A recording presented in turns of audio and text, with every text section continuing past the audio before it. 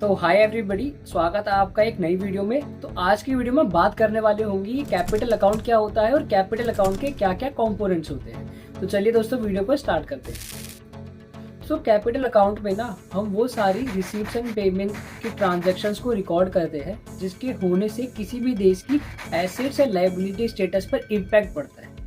यानी भैया मान के चलिए अगर किसी कंट्री ने बोरिंग ली तो बोरिंग से किसी भी कंट्री की ना लायबिलिटी बढ़ जाती है। तो जब भी किसी कंट्री के लायबिलिटी या एसेट्स पर इम्पैक्ट आता है ना तो वो सारे लेन देन आपके कैपिटल अकाउंट के अंदर रिकॉर्ड किए जाते हैं। यानी कैपिटल अकाउंट में वो सारा पैसा आएगा जिसके आने से किसी भी कंट्री के एसेट्स या लायबिलिटी पर कोई भी इम्पैक्ट आ रहा है तो उस ट्रांजैक्शंस को हम कैपिटल अकाउंट के अंदर रिकॉर्ड। चलिए दोस्तों जानते हैं कैपिटल अकाउंट के कितने कंपोनेंट्स होते हैं। बट कैपिटल अकाउंट में कंपोनेंट जानने से पहले ना हमें दो चीजों का पता होना चाहिए कि जब भी हमारे देश में फॉरेन करेंसी का इनफ्लो होता है, इनफ्लो मतलब होता है फॉरेन करेंसी का आना और आउटफ्लो मतलब होता है फॉरेन करेंसी का जाना।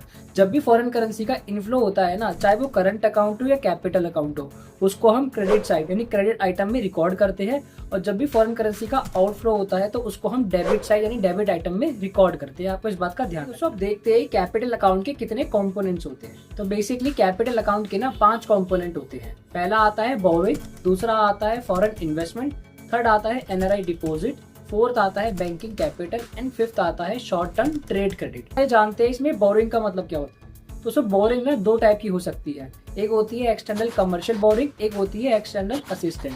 यानी जब भी हम बोरिंग बाहर से उधार लेने जा रहे हैं या फिर किसी को उधार दे रहे हैं तो अगर मार्केट में जो भी रेट चल रहा है उस रेट पर बोरिंग ले रहे हैं, बोरिंग किसी को दे रहे हैं तो उसको कहेंगे एक्सटर्नल कमर्शियल बोरिंग। यानी बाजार में जो रेट चल रहा है उस रेट पर अगर हमें बोरिंग मिल रही है ना तो उसको हम कहेंगे एक्सटर्नल कमर्शियल बोरिंग।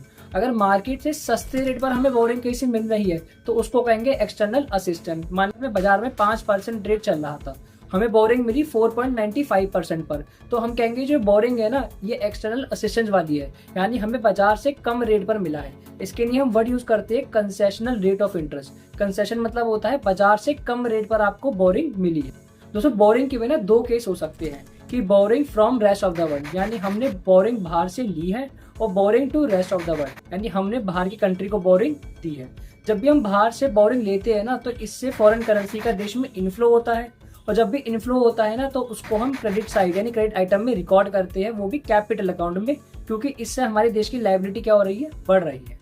जबकि जब हम बोरिंग किसी कंट्री को देते हैं ना तो इससे हमारे देश में फॉरेन करेंसी का आउटफ्लो होता है, और जब भी फॉरेन करेंसी का आउटफ्लो होता है ना तो उसको हम डेबिट आइटम यानी डेबिट साइड में रिकॉर्ड करते हैं। किसके अंदर, कैपिटल अकाउंट के अंदर, क्योंकि बोरिंग देना ना एक तरीके से हमारे लिए एसेट्स को बढ़ा रहा होता है।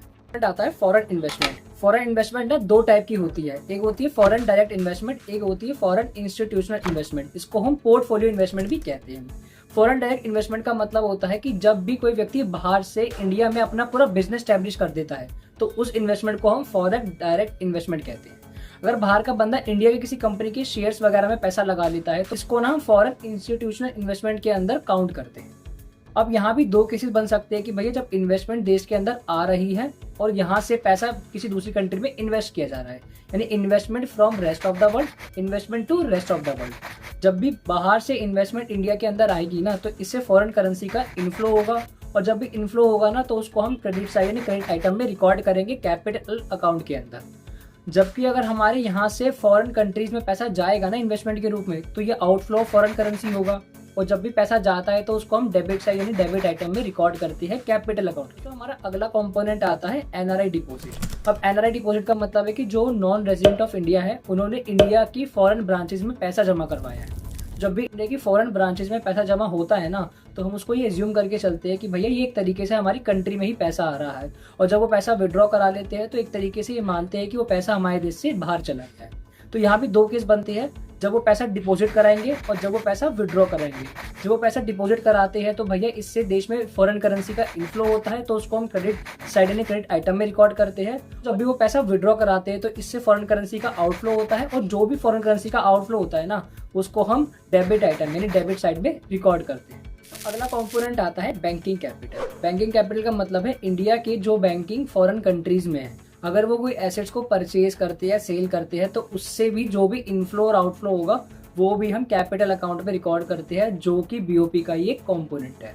अब इसमें भी दो केसेस आप बना सकते हो। जैसे अगर मान के चलिए फॉरेन बैंक्स ने कुछ परचेज करा है, तो परचेज करा है एसेट्स वगैरह, तो भैया इससे हमारे देश में फॉरेन करेंसी का आउटफ्लो होगा, क्योंकि परचेज करते वक्त पैसा जाता है। और जब भी पैसा जाएगा तो भैया इसको हम डेबिट साइड यानी डेबिट आइटम में रिकॉर्ड करते हैं। तो मैं सेकंड केस है सेल वाला। अगर हम उसको सेल आउट करेंगे तो भैया इससे फॉरेन करेंसी का ना हमारे देश में इनफ्लो होगा, और जब भी फॉरेन करेंसी का इनफ्लो होता है ना तो उसको हम क्रेडिट साइड यानी क्रेडिट आइटम में रिकॉर्ड करते हैं। तो अगला कंपोनेंट है शॉर्ट टर्म ट्रेड क्रेडिट। इसका मतलब है कि मान के चलिए किसी इंडियन पर्सन ने बाहर से कोई सामान को परचेज करा, बट उसने उसकी अभी तक पेमेंट नहीं करी है, तो एक तरीके से ये क्या क्रिएट कर रहा है, लायबिलिटी को क्रिएट कर रहा है। और जब भी कोई ट्रांजैक्शन इंडिया और इंडिया के बाहर की कंट्री के बीच हो रही है और उससे लायबिलिटी पर इम्पैक्ट आता है, तो वो हमारे कैपिटल अकाउंट के अंदर रिकॉर्ड होता है। और जब भी भैया इसका रीपेमेंट करा जाएगा, रीपेमेंट मतलब जो परचेज किया गया है उसके बदले में पैसा दे दिया जाएगा, तो पैसा दे दिया जाएगा तो भैया इससे हमारी कंट्री में फॉरेन करेंसी का आउटफ्लो होगा।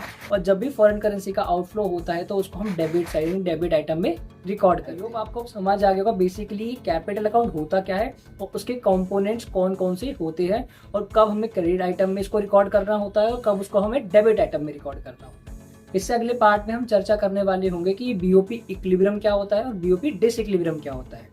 तो दोस्तों अगर आपको वीडियो अच्छी लगी हो तो वीडियो को लाइक करें, और कुछ इस प्रकार की इन्फॉर्मेटिव वीडियोस के लिए आप हमारे चैनल को सब्सक्राइब करना ना भूलिए।